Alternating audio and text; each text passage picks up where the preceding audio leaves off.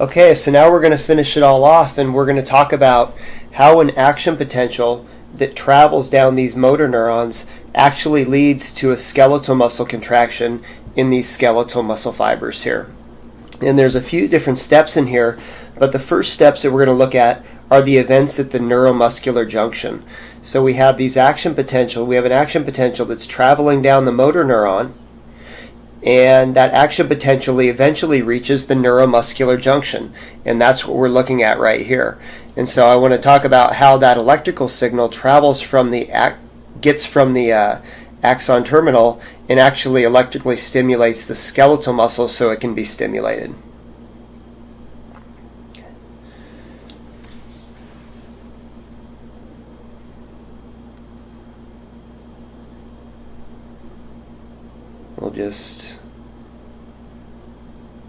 Well, I guess I can explain it on this one, but all the steps are on the subsequent slide here. So this is a bigger picture, and we'll just talk about this here. But again, what's happening is you generate a command in the primary motor cortex, and eventually that action potential travels down the motor neuron and gets to the neuromuscular junction here. Now this should look really familiar. Okay, this is a neuromuscular junction, but we've talked about neuron junctions before, specifically where one neuron synapses with another neuron, and the space in between it is called the synaptic cleft. Okay, so this action potential travels down the motor neuron, gets to the axon terminal, and what happens first? That's where we get the opening of voltage-gated calcium channels. That action potential opens voltage-gated calcium channels, and calcium comes rushing into the neuron.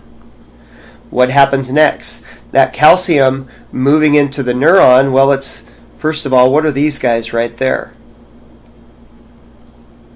Those are synaptic vesicles.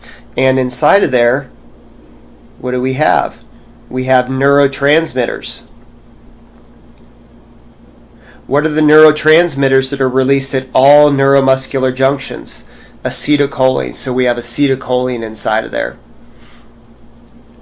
So calcium comes rushing into the cell, and what that does is it causes these synaptic vesicles to fuse to the membrane there and release their neurotransmitters,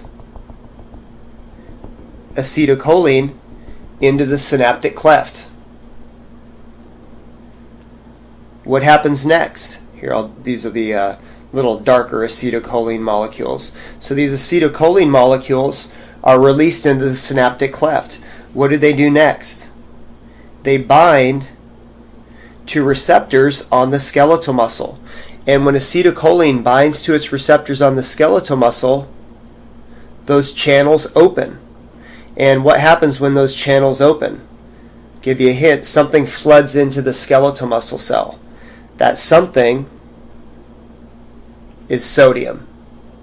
So sodium floods into the skeletal muscle cell, and now the muscle cell is electrically excited because the flow of sodium represents electricity.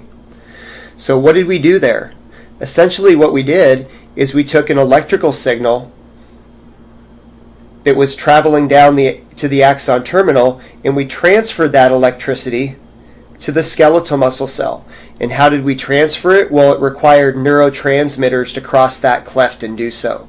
But the bottom line is that now we have a skeletal muscle cell that's electrically excited. And for all muscle cells to contract, they first have to become electrically excited. And you guys can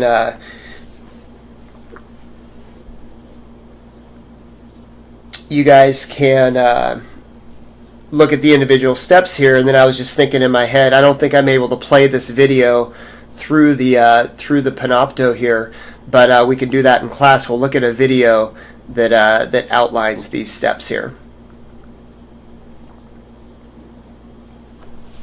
This is something else that we can talk about in class, but it's something I want you guys to think about, is that, now that you know all the details, the physiological details about how the neuron communicates with the skeletal muscle cell, you can use that information and design some pharmacological pharmacological targets there. So specifically, what if we wanted to induce skeletal muscle paralysis? And there are instances where we want to induce skeletal muscle paralysis during surgery, endotracheal intubations, when you want to relax skeletal muscles and prevent them from contracting. You want to be able to have drugs that you can do that, so you can perform the surgery or do what you need to do. And so basically, when you think about designing drugs and designing pharmacological stuff like that, what you can think about is that if you want to cause skeletal muscle paralysis, all you have to do is design a drug that interferes with this process somehow. Okay, a drug that comes in and prevents any one of these steps from happening. Because if any one of these steps don't occur, then you don't get an electrical signal in the skeletal muscle cell and you don't get a contraction. And so think about some things that you could do in here that would disrupt this process. And you can cheat a little bit here and look into that.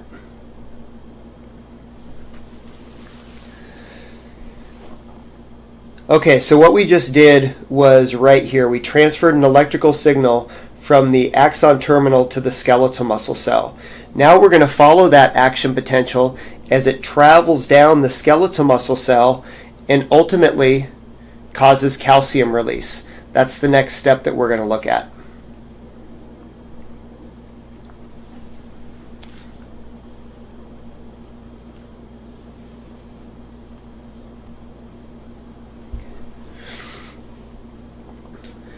Let's just take a look here. This is a skeletal muscle cell. So what are all these individual units right there?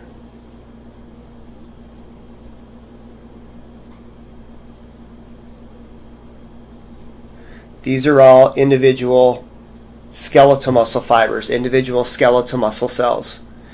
And let's just break that down a little bit. There's a sarcomere within a skeletal muscle cell. There's another sarcomere. There's another sarcomere. And if you look close, you have a couple different little filaments within these muscle cells. What about those guys there? Those are actin filaments or thin filaments. And what about these guys there? Those are myosin filaments or thick filaments. Okay, this is all microscopic anatomy. What about this thing right here? And this is only partially represented. This blue-like webbing here, it actually wraps all around the skeletal muscle cells. Okay, it just shows a little partial portion of this. But what is that? That's the sarcolemma. And what does the sarcolemma do? The sarcolemma stores calcium. Okay, so this next step here, we're going to look at how an action potential traveling down the skeletal muscle cell leads to calcium release. That's the next step that we want to look at. I'm not too concerned about the details of this particular step, but what this is showing you is it's showing acetylcholine binding to its receptors, and that causes the influx of sodium into the cell. That electrically stimulates the skeletal muscle cell, and that sodium travels down the inside of the skeletal muscle cell, and as it does, it generates action potentials on its way down. And that's what these channels here have to do with, but we're not going to worry about the details of those.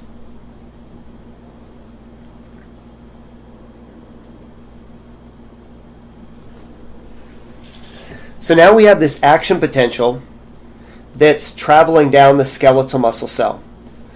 And what happens next is that action potential takes a right turn here and travels down what we call these T-tubules.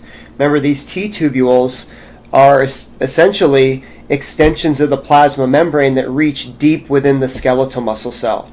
And so this action potential comes down and travels down the T-tubule. What happens next?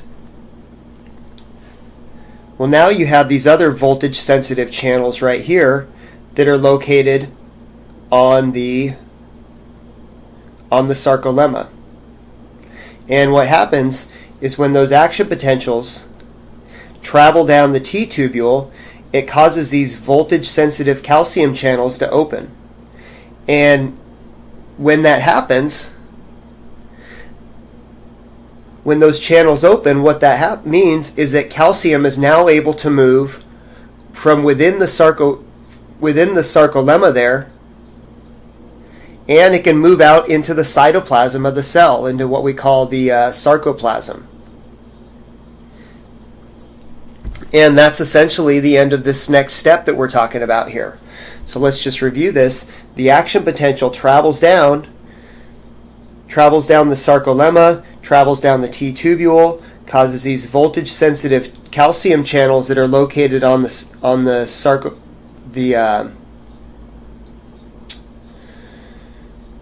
I'm drawing a blank here.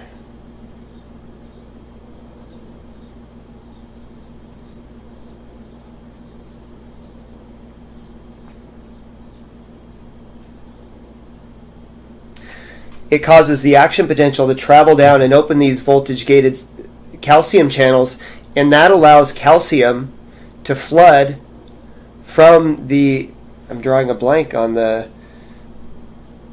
from the sarcoplasmic reticulum. It causes these calcium channels to move from the sarcoplasmic reticulum out of the sarcoplasmic reticulum and into the cytoplasm here. Okay, so now what happens is, well, let's take a look. Here you have thin filaments, and there you have thick filaments. And the important thing here is that now you have these calcium ions, and these calcium ions have access to these thick and thin filaments there.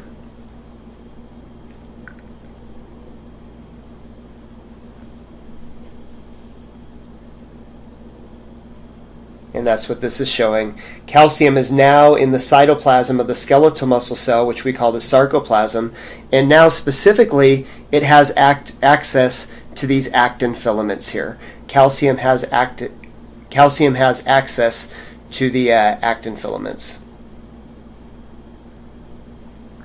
And this is just another picture showing that entire process here.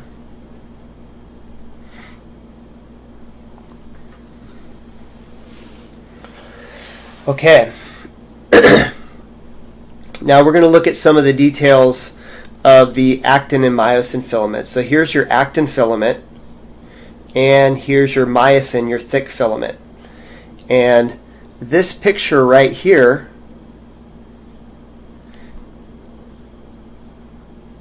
is taken from a relaxed skeletal muscle. And how do I know that? Well, I know that because you have these tropomyosin strings right there, and these tropomyosin strings run across the actin filaments. And specifically what these tropomyosin strings are doing right here is they're covering these myosin binding sites on the actin filaments. So for skeletal muscle contraction to occur, what has to happen is these myosin heads need to bind to the myosin binding sites on the actin molecules. And right now, they can't do that. Why can't they do that? Because you have this tropomyosin string that's blocking those myosin filaments, those myosin binding sites. So how does calcium come into this? Well, calcium comes in and it binds to these troponin molecules. Calcium, here's a troponin molecule. Calcium comes in and binds to a troponin molecule. What that causes is it causes that tropomyosin to roll off the actin molecules, and now these myosin binding sites are exposed. And when myosin binding sites are exposed, that allows myosin to actually bind to them and form a cross bridge. And that's what's gonna cause contraction to occur.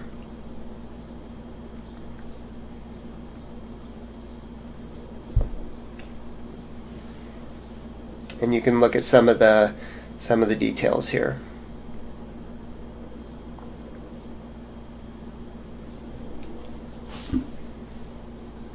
Some of this stuff we'll review in class after we watch videos for it. It'll be a little more helpful. It's just nice to give you guys an introduction to what's going on right now. Okay, so let's look at all of the events of this contraction, all kind of put into one. And this is called the cross bridge cycle. And this is happening over and over and over, all along the skeleton, all within the skeletal muscle fiber. This is just one little event that's happening here.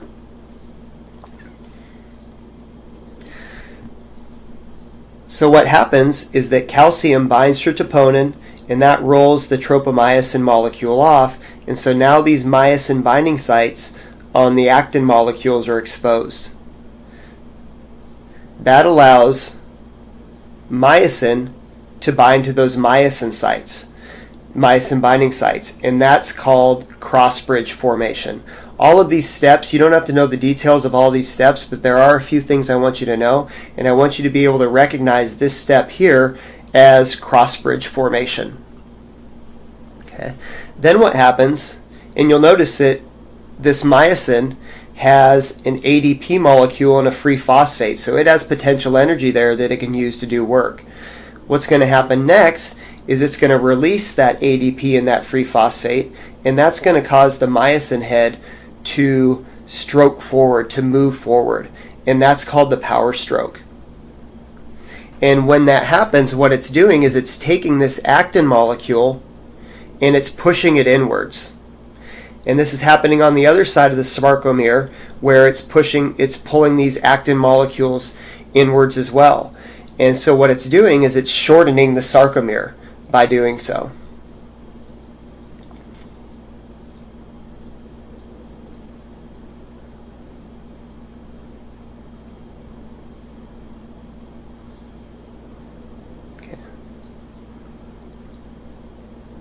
And I'm realizing now that this is probably a decent introduction to you guys, and we'll talk about the details in class because it's a lot more helpful to watch videos and to be able to put all it together. But I want you to know the general steps of this process, beginning at the neuromuscular junction, that action potential causing calcium release, and then ultimately what that calcium release is doing is it's allowing for cross bridge formation and the power stroke, which is going to cause the skeletal muscle to contract.